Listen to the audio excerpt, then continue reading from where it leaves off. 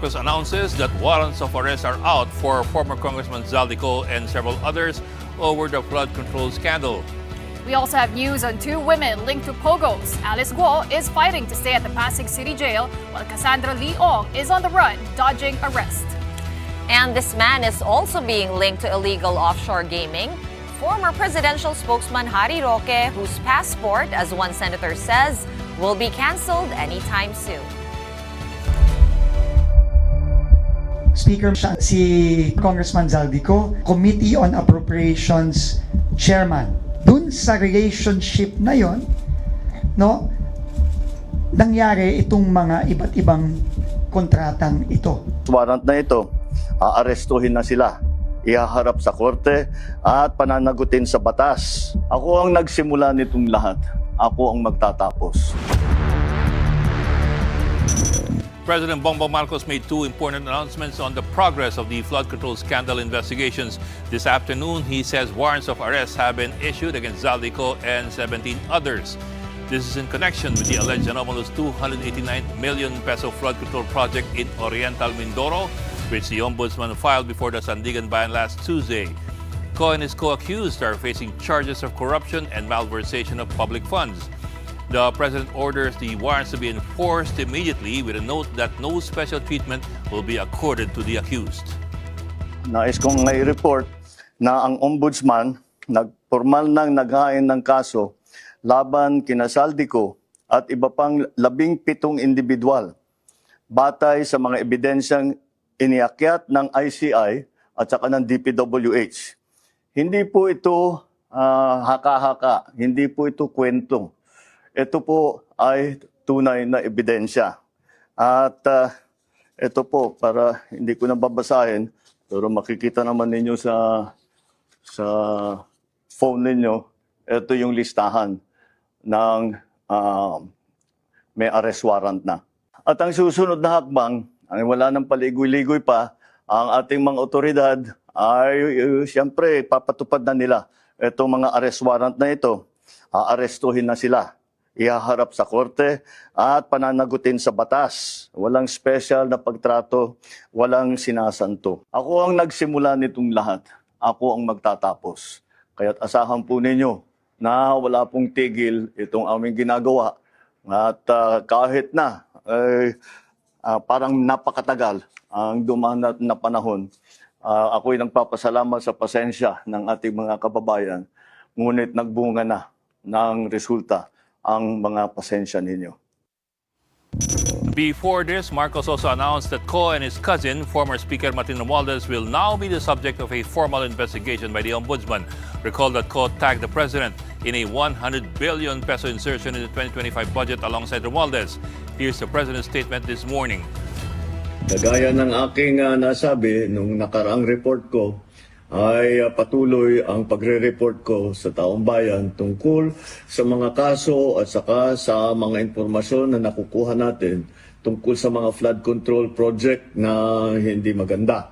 At kaya ngayon ay nais kong ipalaman sa ating mga kababayan na ang ICI at saka ang DPWH ay lahat ng nakuha nila na impormasyon ay ire-refer, ibibigay na sa Ombudsman para imbestigahan ng Ombudsman. Ito ay tungkol sa mga impormasyon ng dating Speaker Martin Romualdez at saka ni Zaldico. Pag nakita lahat ng ebidensya, baka mag-file ng kaso ng plunder o anti-graft o indirect bribery. Malakas naman ang loob natin na yung Ombudsman ang ginagawa lamang ay sumusunod sa ebidensya. At kung saan tayo dinadala ng ebidensya, doon pupunta ang ating investigasyon.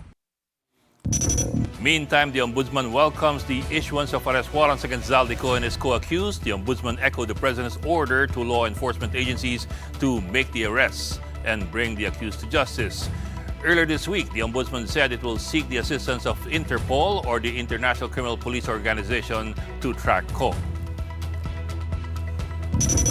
And as the president earlier announced, the Public Works Department and the Independent Commission for Infrastructure, ICI, did recommend charges of plunder, graft, and bribery against Co and former House Speaker Martin Romualdez. However, at the onset, the Office of the Ombudsman expressed some reservations on one basis used by the ICI and DPWH. News 5's JC Cosico with the report. Friday, November 21, officials from the Department of Public Works and Highways and the Independent Commission for Infrastructure brought these boxes to the Office of the Ombudsman. In them are evidence which the DPWH and ICI believe are solid enough to charge for plunder, graft, and direct bribery. Later, Representative Martin Romualdez and resigned Ako Bicol Party List Representative Zaldico. The documents include 100 billion pesos worth of government contracts between 2016 and 2025, backed by SunWest and High Tone Construction, two companies linked to Co. For Public Works Secretary Vince Dizon, the connection between Co and Romualdez is simply undeniable at this point. Speaker Martin Romualdez, siya ang naging speaker from 2022 to 2025. Si former Congressman Zaldico ang napili na Committee on Appropriations Chairman. At ang sinasabi nung referral na to ay dun sa relationship na yon, no, nangyari itong mga iba't ibang kontratang ito. Facts lang lahat ito. Dizon also pointed as reference Orly Guteza's sworn affidavit before the Senate's Blue Ribbon Committee. Recalled that the former Marine Sergeant claimed to have worked for Zaldico as security consultant, delivering luggages of what he called basura or kickback money to his then boss and Romualdez. But Ombudsman Boying Remulla doubts Guteza's testimony will hold water if he refuses to come forward and fill in the gaps. Hindi namin pwedeng gamitin yun kung di niya haharapan na sasabihin na itong affidavit na to, akin talaga to, at ako mismo nag-prepare niyan, personal knowledge ko lang yari dyan. Ganun yan eh. Hindi nga, that's still not an authorized statement has no value unless sumarap yung tao para manumpa ulit. Prior to this, Remulla said that Romualdez had called him up to insist that he has nothing to do with the flood control scandal, something that investigators are not buying. Hindi pwedeng maghugas kamay ang mga public officials. Bakit? Walang pumilit sa kanila. Kaya tanggapin nila yung obligasyon. Tanggapin nila na kailangan silang sumunod sa mga batas. Washing his hands off kickbacks through video statements is also not going to cut it for Co. Umuwi na siya. Nakadalawang imbitasyon Umuwi na na sa siya. kanya. As for Romualdez, Remulla sees cases against the former speaker in the next 6 to 9 months. But a graver charge could be out of the question. We are thinking our options always when we file plunder charges because no one ever gets convicted of plunder. And some of these theories are just insane. When you look at the jurisprudence, the easier one to prove will be malversation. On Tuesday, November 18, the first cases to be filed over the flood control mess were filed. These were against Co, his firm SunWest, and public works officials in Mimaropa over an anomalous flood control project in Nauhan Oriental, Mindoro. The DPWH and ICI said more cases will be recommended soon, in line with their promise to put in jail main players in the scandal before Christmas. Again, umpisa pa lang po ito. Magamang po sa mga araw na lang po ang bibilangin natin at lalabas na ang unang mga warrants of arrest. Mananagot ang kurakot. For News 5, JC Cosico, we are One News. Let's discuss these developments with our first guest tonight, co-convener of Tindig Pilipinas, Dr. Silvia Claudio. Ma'am, magandang gabi po and welcome to the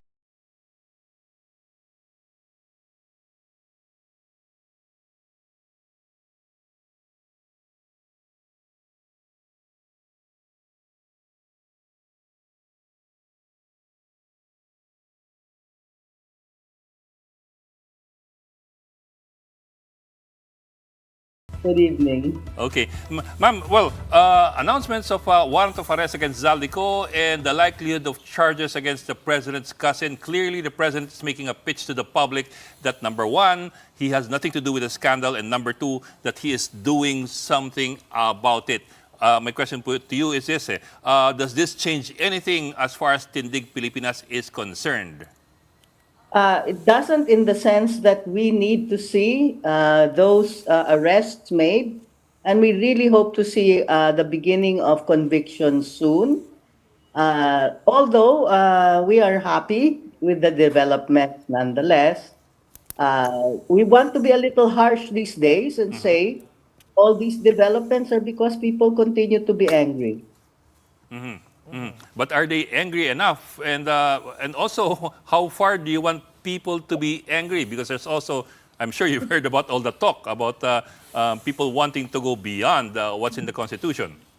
Yes, we want them to be angry in the sense that all these gains and continuing gains are happening because we're watchful and we're holding them accountable, but within the bounds of the Constitution. I am speaking for both Tindig Pilipinas, and we are also one of the organizing groups of the billion peso march. The Billion Peso March, yes, ma'am. Yeah.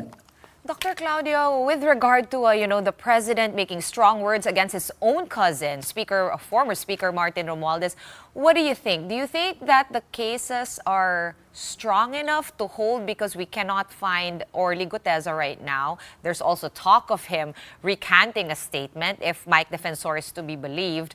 And the other one who made the connection between the president, or even Martin Romualdez, to these cases is also Zaldico, who we can't yet compel to come back home. Yes, we're hoping that what the ICI was able to accomplish, and this is why we are a bit disappointed with it being not as transparent as we had hoped, is that there is now a template for how to investigate and bring cases against these people. Because these are not only about the witnesses we saw in the Senate Blue Ribbon Committee, this is also a lot of paper trail that we saw earlier in your news clip. Kahon-kahon yung yung ebidensya, and we hope that that is strong evidence as well. With regards to the allegations of Saldico, we are calling for Saldico to come back, present himself, and we are asking the president to recuse himself from these proceedings where he is involved, and also, though, to ensure that Saldico is not harmed when he comes back. And ma'am, for the longest time, I mean, the call of the public was accountability, right? And that dapat makasuhan na ang mga responsable dito sa maanumalyang flood control projects. But now that there are arrest warrants and cases already filed, you have the ombudsman saying he's going to file cases that are airtight and really secure. You also have the president already announcing these arrest warrants. How would you assess the political will of this government right now? I would assess the political will of all our unfortunately decaying institutions as having political will as long as we are watching, as long as we are demanding, as long as we are holding them accountable. So now I think it's pretty good, but I also hope that we continue to give them that political will. Unfortunately, if we don't light a fire under them, they tend to lapse into passivity or even worse, but I won't say what worse is. Okay, let me add to Paui's question then. As to the sincerity of that political will, as it seems to be with the press releases and the statements, are you buying it? We're buying it as we see it. And therefore, we're happy to see those warrants of arrest. We would be very happy to see the evidence come out, and we would of course be very happy to see convictions. What we're not yet too happy about is my understanding, according to the lawyers in our group, is confiscation of property should be really easy for the government. Lalo na they already have the SALN of many of these people. So we're hoping to see sooner than just the cases, already the confiscation of the wealth that is not in line with the SALN and the assets of our government officials. With regard to that SALN, Dr. Claudio, it would seem to me, at least as a layperson who also files taxes, you can kind of take a lot of carte blanche with how you fill in that form that is required by the Civil Service Commission. Are you guys thinking of making a call to make a more, I don't know, ironclad, more truthful, and more fair assessment in terms of declarations on the SALN? Because what BBM did was he also released another version by a third-party assessor. The Cuervo assessors. Yes. And you're looking at almost ¡1 billion pesos in variance between the Cuervo assessment and the President's SALN. That's a huge amount. Yes, I'd be very happy to see that. But at first, what happened in the previous administration of former President Duterte is they even made that process more opaque by using to show their SALN. If I may get a little personal, I've been a government employee for decades before my retirement from UP, and we really seriously filed our SALNs. And as an official, I could see the SALNs of those people I was supervising. That's really a worthless thing for us in the lower ranks of government, but we are the ones that are forced to be transparent, no? So if they want to say we can, my group and those of us who have worked in government, we can give them some suggestions because they can save on a lot of paper by just saying that those of us with a certain lower level of position can be less thorough, and those independent assessments from outside sources can be required for our higher officials who really need to be held more accountable. Ma'am, let me follow up on that SALN issue. I have noticed a bit of a trend among, well, at least for the senators. Sa SALN po nila, I noticed na pag inherited yung property, they do not include the assessment or the fair market value doon sa computation nila ng asset. Which strange, I myself find it strange kasi in the end, even if it's inherited, it is now that person's asset. I said, for example, the case of the SALN of Chis Escudero. He is apparently the poorest declared SALN in the Senate kasi puro inherited daw yung kanya mga property. So walang value ang nilagay. Walang peso value. Yeah. Actually, I didn't realize that would be applied, no? Because when we were given our instructions, when I myself was doing my SALN, my small inheritance from my father was always declared. There you go. So it really is one set of justice for us in the lower ranks of government, including yung kahigpitan ng COA sa amin, no? And another set of justice for those who are in the higher ranks of government. So we can really tighten that one more because we really should declare all our assets. Ma'am, May I add, yes, ma'am. actually, that is protective if you tell the truth. Because as someone who started very young in government, I could see, of course, my net worth increase because, that should happen as you grow older. Yeah, it should. And interest.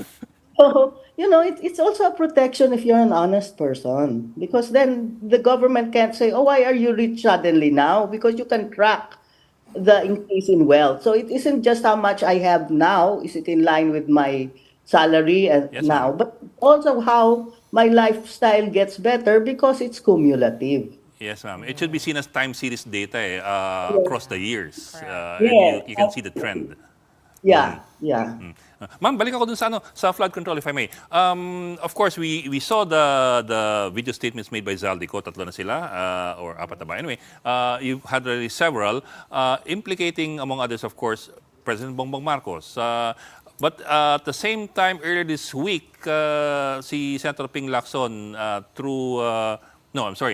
former Yusek Bernardo through Ping Lacson basically said na the buck stops with the Bersamins and the Olaybar and Amena Pangandaman, and hindi raw umaabot yung liability or accountability kay Pangulong Marcos. I'm wondering lang if that to you is acceptable or if there's more to you that meets the eye.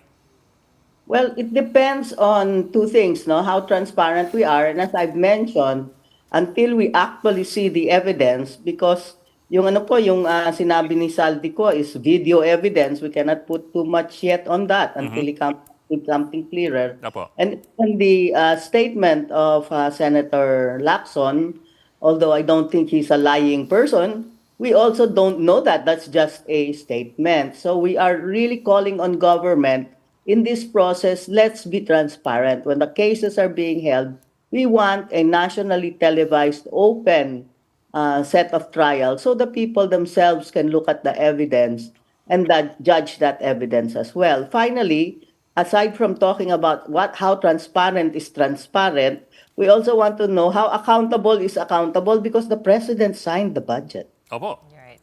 That is a different level of accountability, but nonetheless, that is, I think, he has to be held accountable for that ayuda budget. Kumbaga, last touch. Oh, at saka kumbaga, at the very least, best case scenario for him, it's negligence, di ba? He could just say, hindi ko alam na nagyari ito. But as Ed always says, that's also not good. Yes. Right? So, Kasi ma'am, hindi lang po sa bakura, nasa front yard niya yung mga taong pinag-resign. Opo. And alam niyo pa what we are also decrying is that when one scandal happens, we forget previous scandals and previous things we want to hold accountable. I'm also po a medical doctor. Yes, ma'am. Yung dinero budget po nila yung PhilHealth doon sa budget na yun, ha? Opo. Yes, So ma'am, I remember. the transfer of so much money to what we believe was really for the ayuda funds which were used for making themselves pretty during the election, that one should also not be forgotten. And there is also, if you don't mind my saying, my group Tindig Pilipinas, several of us filed the first impeachment complaint against Vice President Sara Duterte. So, The December one. again, yes. So what do we say when we mean holding people accountable? Sa Trillion Peso March movement po, we see November 30, our big rally, as just one of the milestones of what we're trying to do. We're talking about furthering that as a movement for bigger accountability and perhaps proposing laws that might have helped the reform our very badly managed political system. So ma'am, with that said, what would be the primary call of the Trillion Peso March in your rally on November 30? And you are expecting about 500,000 people, that's a lot more than the turnout last September 21 where around 100,000 people came. So what can we expect on November 30? Sino-sino po ba yung mga grupong inaasahan nating sasali po? Ay araw po yan ng labor natin, no? Traditionally, Andres Bonifacio Day po yan. Kaya yung first part ng ating program will be for our labor groups who have said they are really going to link their own calls on this accountability issue, no? These are workers who pay their taxes. Yung sinasabi nga nating lumalaban lang ng patas. So this is very upsetting also for our working men and women. And then we will have speeches from the organizers. We will have a video from Cardinal Ambo. The Catholic Church is also going all in on this one. We also have some evangelical groups, so there will be a mass after. And after the speeches, ang dami pong entertainers. So the program will stretch until the afternoon because we're really getting some big names who want to just come and sing. They're not asking for anything. They just also want to join the protest action. So what to expect, please come. And coming soon will be final announcements as to what to do, where to come, where to go. And before I end this rather long part of my talk, thank you for letting me talk.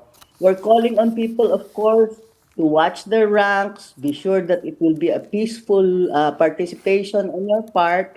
And we'll tell you little things like, please bring your garbage bag because we don't want the streets to be littered. And also lastly, for those people who will be inconvenienced by the traffic, we are already begging your indulgence po. Okay. Ma'am, pahabol na lang po. Sorry pero pahabol na lang po. I'm wondering about your thoughts with regard to the revelations made by Amy Marcos on what turned out to be the last night ng Iglesia ni Cristo rally. Your thoughts po, or the thoughts of your colleagues in Tindig?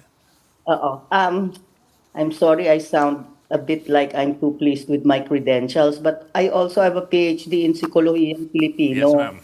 So,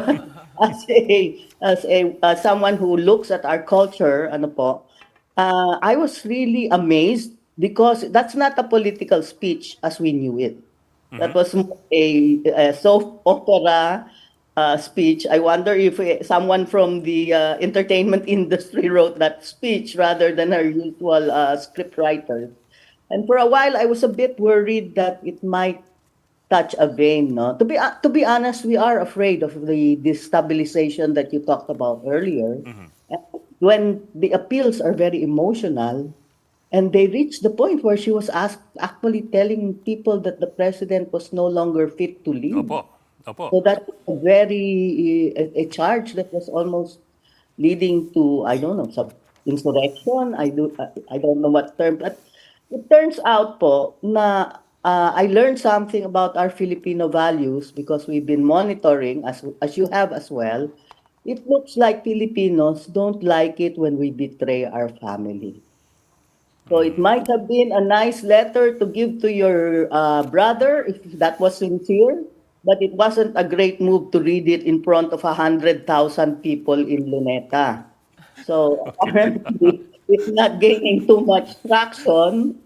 But I like the tone. If you have any relative that is drug addicted, it's better than having them killed. The more enlightened way of doing it. Talk to their family and bring them to rehab. Okay, ma'am. Very good to talk to you, ma'am. Tindig Pilipinas co-convener, Dr. Sylvia Claudio. Thank you po for joining us tonight.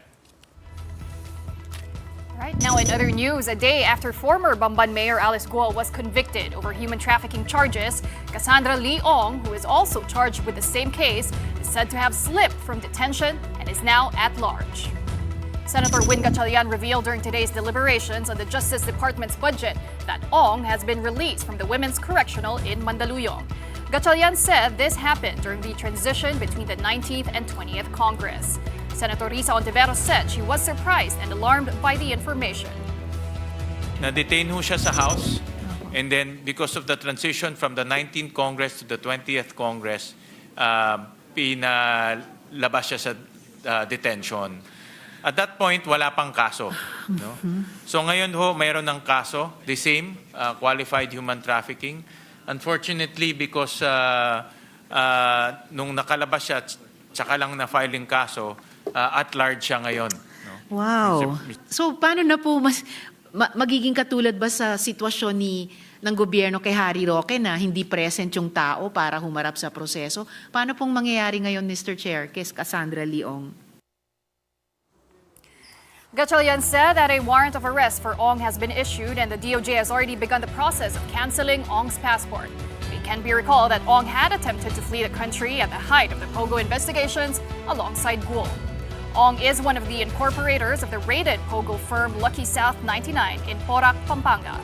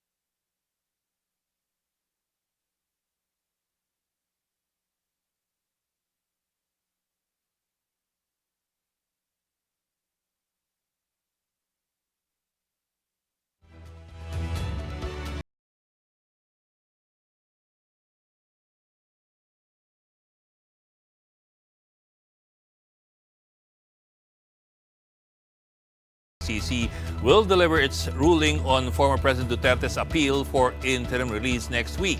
In a scheduling order dated November 20, presiding Judge Luz del Carmen Ibanez Carranza has set the decision for November 28 at 10:30 in the morning or 5:30 in the afternoon Manila time. The defense's bid challenges a September 26 pretrial chamber decision that denied Duterte's request for temporary freedom.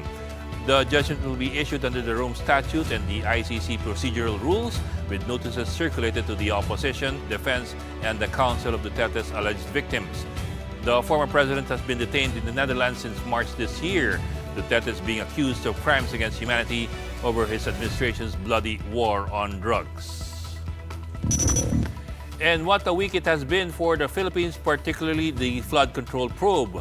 Let's discuss this and all the legal issues today with Attorney Domingo Cayosa, the former president of the Integrated Bar of the Philippines and a constitutional law expert. Good evening, sir, and welcome to The Big Story. Good evening, magandang gabi sa ating mga kababayan. Sir, actually, hindi lang yung flood control gusto kong pag-usapan sa inyo. So if you don't mind, I'll broaden things a bit.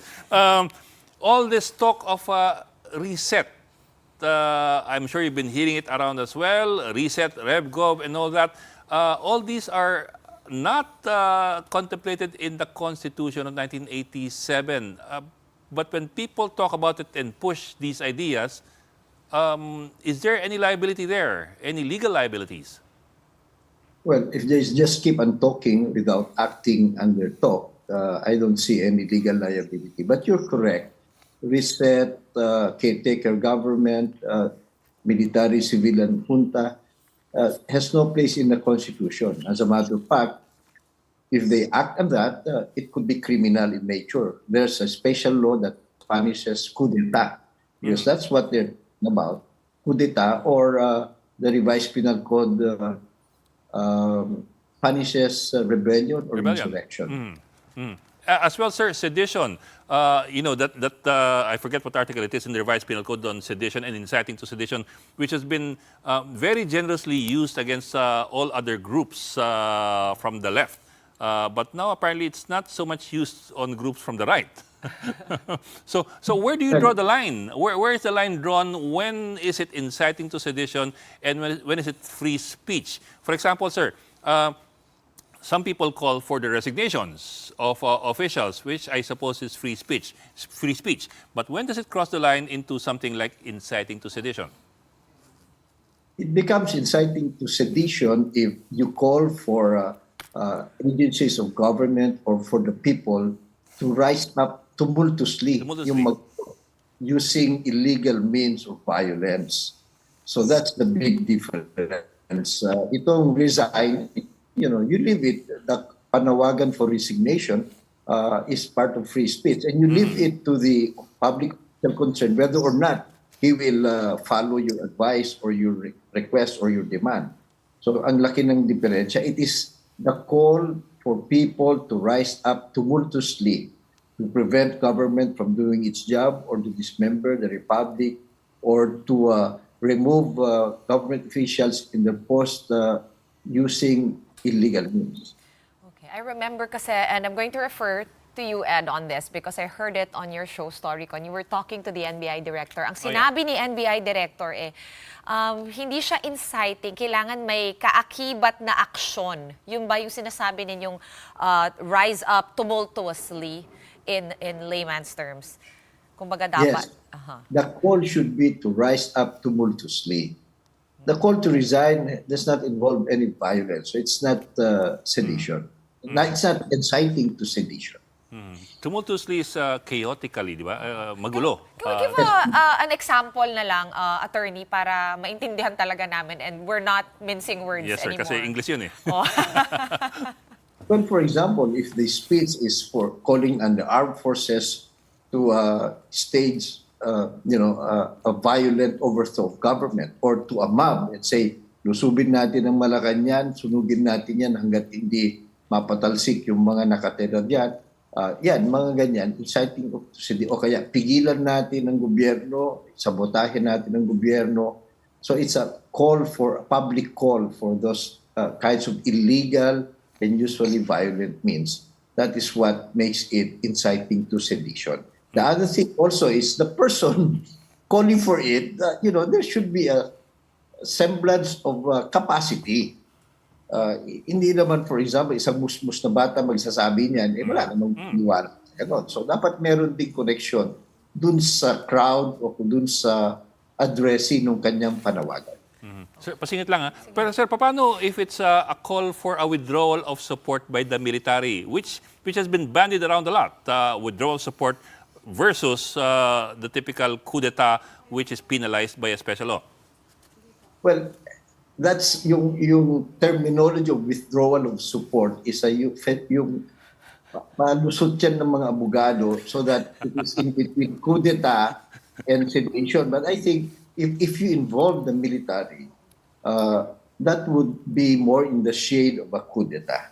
So they're not totally safe there.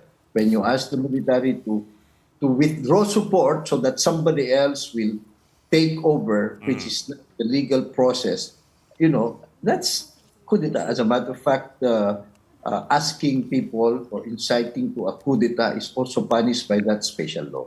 Kasi magkakaroon na ng mga rally and kailangan alam din namin yung karapatan namin and hanggang saan pwede itulak ito. So kunwari pumunta kami ni Pauline, meron lang kaming mga placards saying ganito, ganyan, resign, ganito, ganyan, resign. That's okay, right? That's okay. That's okay. That's perfectly within your right. Kailan magko-crossover, sir? Pag ano nakasulat sa placard? Well, number one, as I said, it's not enough ilagay mo dyan, mag-alsa tayo mga kababayan. Unless, of course, meron kang following o merong makikinig sa'yo. But, if you're just one among so many at wala ka namang particular na ina-address at hopefully may influensyahan, so baka hindi pa rin yan inciting to sedition. Okay, so may capacity. Take everything into context kasi because these are offenses against the security of the state. So there should also be a reasonable possibility na baka nga gagawin at manganganib ang republika o kaya ang ating gobyerno o kaya ang ating estado. So for example, yung nagyari dun sa UPI, they were retired generals, nagawa sila nung call, pero wala naman silang action, kumbaga, na parang, tara, punta na tayo sa Malacanang. It's still within their freedom of speech, which is protected by the Bill of Rights. Even though in their capacity as retired generals, I suppose they, of course, mas may influence, mas may weight compared to kaming dalawa here, kaming tatlo here.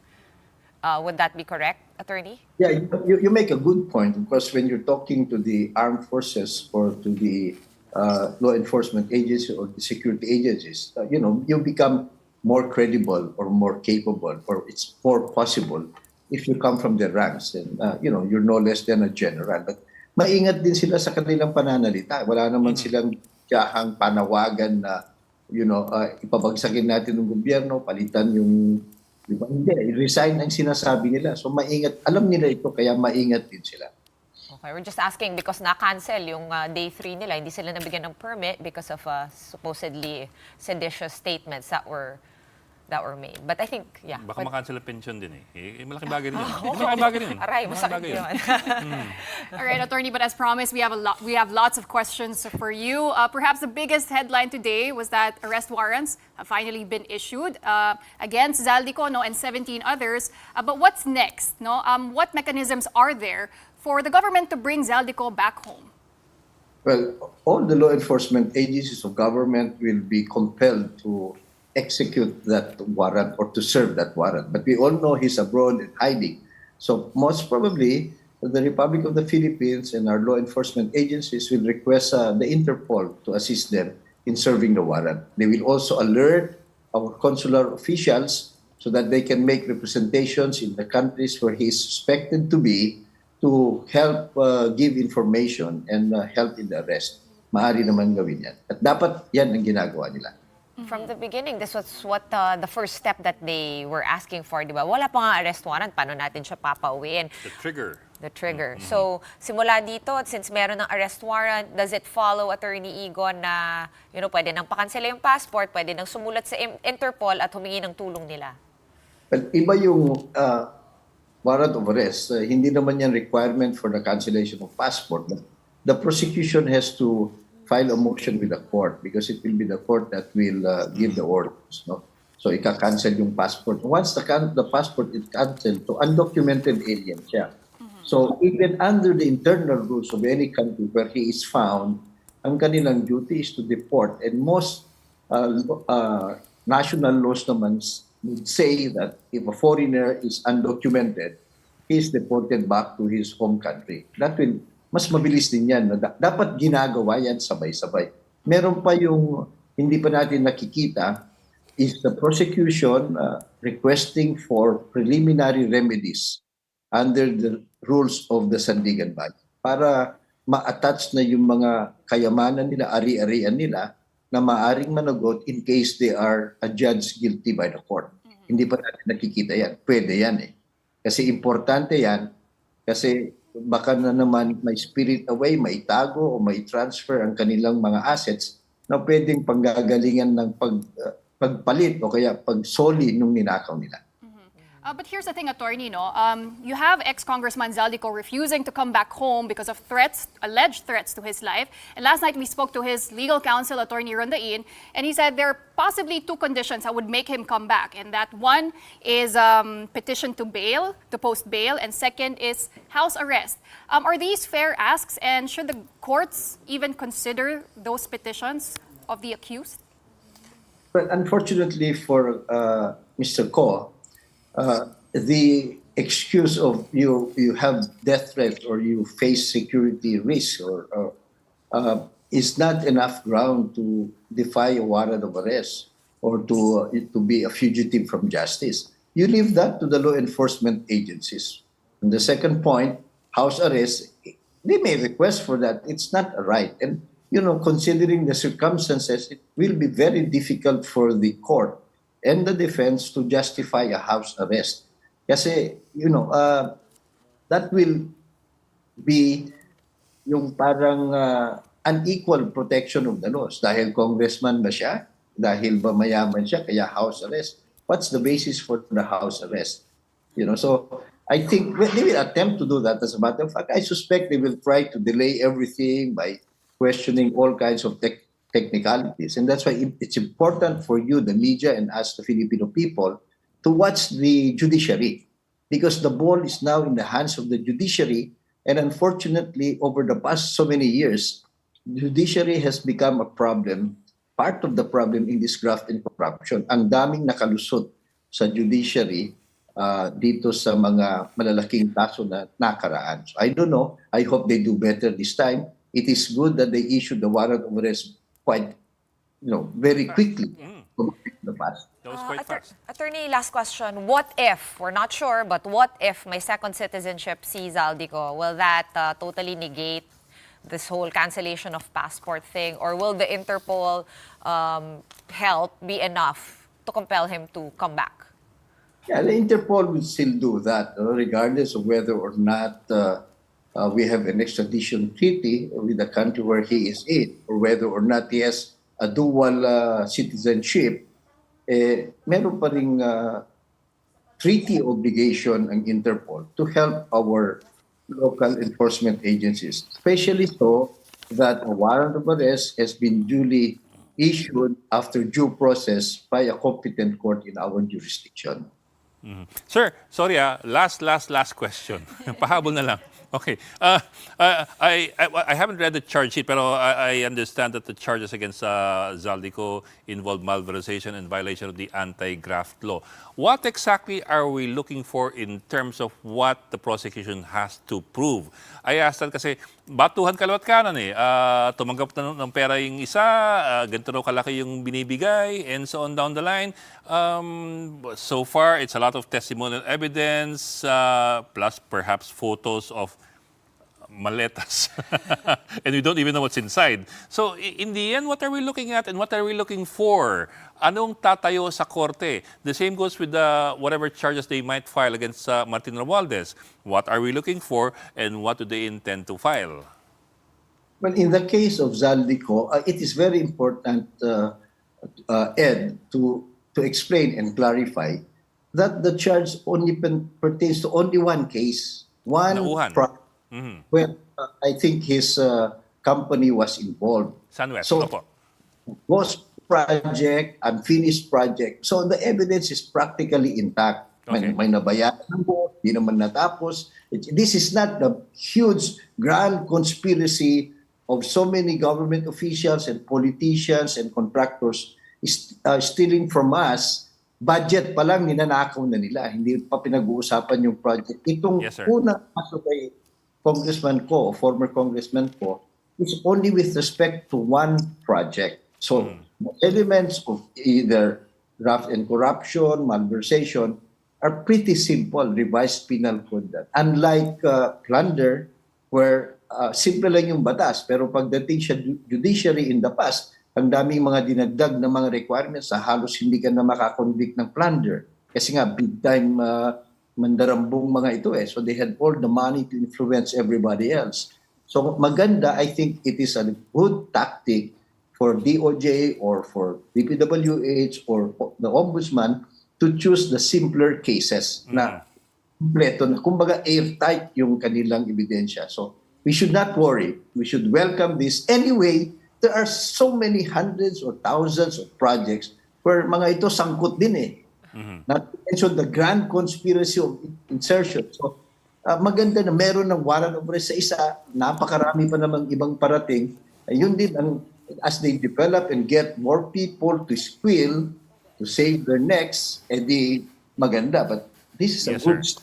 this is Yes, a sir. good start. You might call it a low-hanging fruit, but the complicating factor, I suppose, is Zaldico's claim that he divested as early as 2019 from SunWest.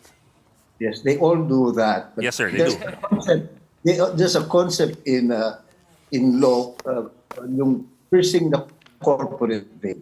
So Yes, you sir. cannot use the juridical personality of a corporation to shield your wrongdoing or your fraud. No, if they can show that even if you divested, you were still in control, or you just gave it to members of your family, pero ikaw pa rin ang nag-iimpluwensya, then that will be set aside.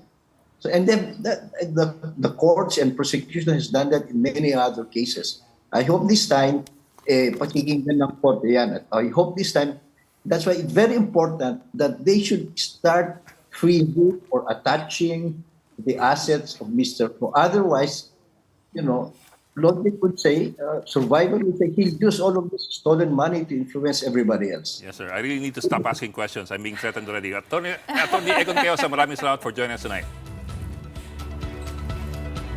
Okay, we're just going to pause for another breather, but after that, controversy becomes this year's Miss Universe as results of the pageant raised lots of eyebrows. That and more stories still ahead. Keep it here on One News.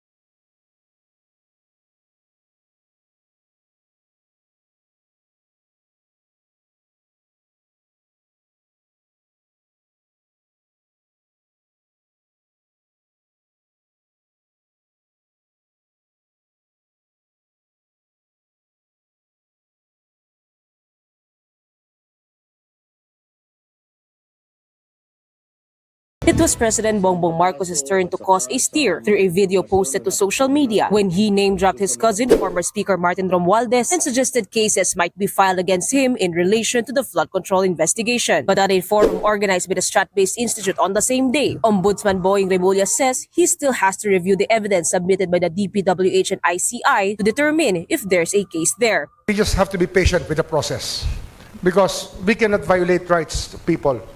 But there will be other tools that we will be using that will make us exact accountability better. When we maximize what can be harnessed from the powers given to us by the Ombudsman Law of 1989. At the same forum, DPWH Secretary Vince Dizon said they are recommending charges of plunder, graft, or direct bribery based on Romualdez' working relationship with Zaldico. These are the possible crimes of plunder, violation of the Graft Corrupt Practices Act, and direct bribery. The links are, nung naging speaker, former Speaker Martin Romualdez, ang naging Committee on Appropriations head ay si Congressman Zaldico. But Remulla acknowledges plunder is a notoriously difficult charge to prosecute. Because no one ever gets convicted of plunder. And some of these theories are just insane. When you look at the jurisprudence, some of them are just insane. Some of them you cannot live with it. Both the Department of Public Works and Highways and the Office of the Ombudsman are now fast-tracking reforms to ensure the same delaying tactics used in corruption cases in the past do not succeed this time. Dizon reported that 3 months since President Bongbong Marcos' fourth State of the Nation address, nearly 70 cases are already sitting before the Office of the Ombudsman, as well as 10 referral cases to the Philippine Competition Commission on bid rigging, where they're also requesting the revocation of licenses, as well as over 30 immigration lookout bulletin orders against personalities and officials involved in the scandal. Bringing down the overpriced cost of materials by up to 50% is also one of the DPWH's biggest reform to date, something which Dizon said will save the 2026 national budget 60 billion pesos. Finally, telling the public why is government spending up to 30, 40, 50% more than the private sector when building a road, building a classroom, building a hospital. It doesn't make sense. It's the same cement. It's the same rebar. Right. So, but now we've done it. And we can't go back. We can't. That cannot, no one in his right mind is going to bring back those prices up to these levels, to the levels that we saw. As for the Office of the Ombudsman, it has modernized its fact-finding efforts by using data analytics, digitized records, forensics, and artificial intelligence. It has also signed a memorandum of agreement with the Anti-Red Tape Authority to strengthen the ease of doing business. More importantly, Remulla says he is talking to the Supreme Court to ensure they set rules that will allow for continuous trials, meaning once trial starts, hearings will be held in close succession to make sure there are no inordinate delays. Cases are moving. We have already filed the first batch of flood control cases before the Sandigan Bayan. More cases are coming, and we are working with the court for continuous trials. No delays, no unnecessary resets. He also says that restitution is one of the conditions they have set before becoming a state witness to ensure none will be kept safe in the arms of those guilty to the crime. Remulla says it will take a whole of government commitment to reform to make it work, but it won't come easy, and already his family is paying a steep price. I think that it's fair. But if we are transparent as a constitutional commission, we can ask the executive to be transparent. We should be able to ask the judiciary to be transparent. It's not going to be easy for us. Actually, some people are not talking to my children anymore. It's true. It's true. This has really burned some bridges all across. Many of our friends or political allies before stopped talking to my children because of what I do. And it just has to happen. Kapatid Mobile Journal, Mary Monreyes, we are One News. Former presidential spokesperson Harry Roque's passport will be canceled anytime soon. Senate Finance Committee Chair Win Gatchalian said this as his committee deliberated the Department of Justice's budget for 2026. He said Roque's return to the Philippines will be crucial so that the qualified trafficking case against him will prosper. The case stems from Roque's alleged connection to a Pogo hub raided in Porac, Pampanga back in 2024, although Roque himself had repeatedly denied this. The DOJ said Roque tried to request for political asylum from the Netherlands, but it was not granted. In a statement, Roque reiterated that he never organized, directed, assisted, or participated in any act of human trafficking. He also denied involvement in the corporation or operations of the Porac Pogo. He said his only connection to the firm came after the 2022 elections, when he handled an ejectment case or evictment case and negotiations for arrears with PAGCOR. Roque also said the business was legal and licensed at that time and was only shut down when it no longer had a license. Okay, and now on a much lighter note, it's beginning to look a lot like Christmas in Baguio City. That's as the John Hay Hotels kick off its magical Cirque Christmas lighting ceremony. And for an update, we have mobile journalist Arles de los Santos joining us live on the ground. Hi Arles, what's happening over there? Muli na 34 days na lamang ay Pasko na, kaya naman dahan-dahan nang napupuno ng mga palamuti at liwanag ang bawat sulok ng bansa, gaya dito sa John Hay Hotels na kung saan pinailawan na nila ang kanilang mga Christmas tree. Mula sa mga Christmas tree hanggang sa iba't ibang makukulay at kumuputi-putitap na palamuti, ramdam na talaga ang Christmas feels dito sa John Hay Hotels. May temang A Magical Cirque Christmas ang dekorasyon dito. Pero bukod sa makukulay na dekorasyon, may enjoy rin ng mga turista ang napakalamig na hangin dito. Para naman sa mga pamilyang magbabakasyon dito sa Baguio City, pwede nyo rin bisitahin ang Christmas Village sa Garden Wing ng hotel. Perfect yan para sa mga picture for the gram. May nakakabighaning light shows at circus show din dito. Kaya kung chill naman na hangout ang hanap mo, swak na swak dyan ang outdoor movie nights at bonfire dito sa hotel.